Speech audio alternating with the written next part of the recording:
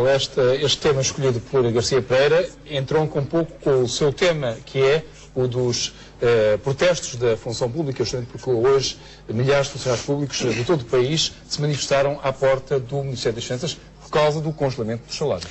Exatamente. O orçamento de Estado que está aí em discussão é um orçamento restritivo, é um orçamento que vai fazer pagar os mesmos a crise que estamos a viver, confirma as orientações que levaram à crise económica e social que nós hoje vivemos e confirma uma forte linha de injustiça fiscal. Portanto, em relação ao orçamento, diria só estas breves notas com o tempo que tem. Em relação à administração pública, está a decorrer uma luta que eu quero relevar e valorizar e saudar.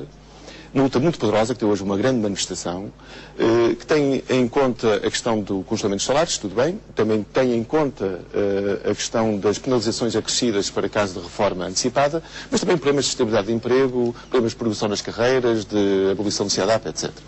Portanto, eu queria abordar esta questão em três notas. A primeira nota é valorizar estes objetivos e esta luta e a força que ela demonstrou e a importância que ela tem não só para os trabalhadores da administração pública, mas também para todos os trabalhadores portugueses. A segunda nota, inserida na luta da função pública, é sobre os enfermeiros, podia dizer até enfermeiras, a maioria dos trabalhadores de enfermagem são enfermeiras, que fizeram uma luta absolutamente magnífica. Uma luta em que dos 60 mil, 90% aderiram à greve durante 3 dias. E 15 a 20 mil estiveram na rua, numa poderosíssima manifestação. Neste momento faltam enfermeiros no Serviço Nacional de Saúde. Eles são já um pilar importante, se não decisivo, do Serviço Nacional de Saúde. No entanto, além das questões gerais da função pública, levantam 3 questões fundamentais. A primeira é a valorização profissional e social do seu desempenho.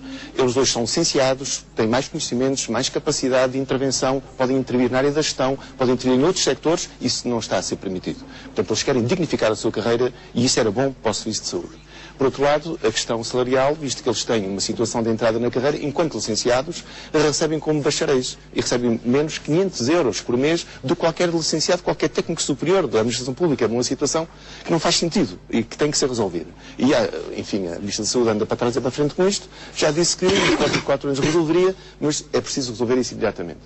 A outra questão é a instabilidade profissional. São do setor, na administração pública, são o setor que tem mais precarização. Tem recibos verdes, tem outsourcing, situações, contratos a prazo prolongados. Eu queria uma grande instabilidade neste setor.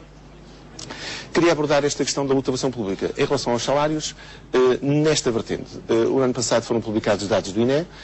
A Comissão Social pegou nesses dados, pegou no bolo salarial da função pública, dividiu por todos os trabalhadores e deu um salário médio.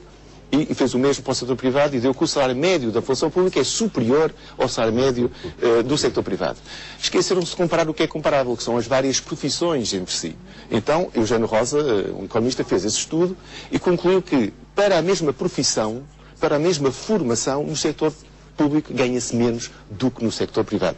O problema é que no sector público estão a esmagadora maioria dos licenciados, que não são médicos, são professores, etc., são técnicos superiores da administração pública, o que distorce a média, mas em termos relativos, comparáveis, na administração pública ganha-se menos do que no setor privado. Um dado importante para perceber isto é que nós temos um salário mínimo de 475 euros, enfim, para 2010. Na função pública... Mas é verdade, enfim, poder-se-á ou não ganhar menos na função pública do que no setor privado, mas a segurança do emprego é totalmente diferente, como sabe. Desculpa, o aumento da taxa do desemprego não é a custa da função pública, faz também trabalho privado. Vou dizer, assim, porque os novos trabalhadores em funções públicas não têm vínculo à função pública, só os funcionários públicos antigos é que têm, e os novos trabalhadores... Esse é o funcionário público. Não, mas agora acabou o quadro, agora é o mapa de pessoal. E os novos trabalhadores, que são trabalhadores em funções públicas, não são funcionários públicos, são mais fáceis de despedir do que qualquer trabalhador no setor privado. É uma inovação da legislação para os funcionários públicos. E agora queria dizer que em relação ao salário mínimo, há um salário mínimo, mais mínimo na função pública do que no salário mínimo nacional. Portanto, é uma coisa aberrante que não se consegue entender. Portanto, o Estado exige aos privados o que não aplica ele próprio. O que não aplica ele próprio, isto é, o índice 100, não é só isso. o índice 100 da carreira menos remunerada na função pública são 343,28 euros, que é que os cêntimos contam num salário tão pequenino. Não é? E o salário mínimo são 465. Neste intervalo, há dezenas de milhares de trabalhadores a ganhar menos do que o salário mínimo. É inaceitável. Tem que se corrigir isso e é indispensável que seja imediatamente equiparado o salário mínimo na função pública ao salário mínimo igual ao salário mínimo nacional. Portanto, eu queria só concluir o seguinte. Esta luta é muito relevante porque toca fundo nas necessidades e nos problemas do país e é uma luta essencial para resolver o problema da inversão da política que levou à crise económica e social em que nós hoje vivemos. Final. Bom, eu trago um tema que tem a ver com as pressões internacionais sobre Portugal, sobre o Estado português a propósito do déficit. Eu queria protestar por essas pressões e fazer um alerta. Em relação às pressões que vêm das empresas de notação, tão desacreditadas e que agora digamos, a referência para a situação... As empresas de rating. De rating, as chamadas empresas de rating. Os mercados parece que estão a olhar para nós, agora parece que têm olhos, estão a olhar para nós com muita atenção, os mercados. O BCE faz pressão sobre nós. Portanto, o que nós temos hoje é uma pressão intolerável sobre o Estado português, que teve a sua expressão máxima com as declarações do Sr. Almunia. O Sr. Almunia fez declarações que, mais do que infelizes e incorretas, como disse o Sr. Presidente da República, são irresponsáveis e mesmo assassinas. A partir das suas declarações, de imediato, caiu a Bolsa Portuguesa e de imediato aumentou o risco de Portugal em relação à sua dívida externa. Aumentou o risco, com prejuízos sérios para nós. Portanto, eu creio que é preciso bom senso e equilíbrio nesta matéria do déficit. O déficit cresceu porque houve investimento por causa da crise, porque houve falta de receita, 2/3 é falta de receita por causa da crise, como aqui foi referenciado, e é preciso que a economia respire e que se possa retomar, crescer, desenvolver, para poder, enfim, aumentar a receita novamente e cobrir parte do déficit. De parte da despesa há que ver o que fazer, mas não pode ser a lógica que está aí montada.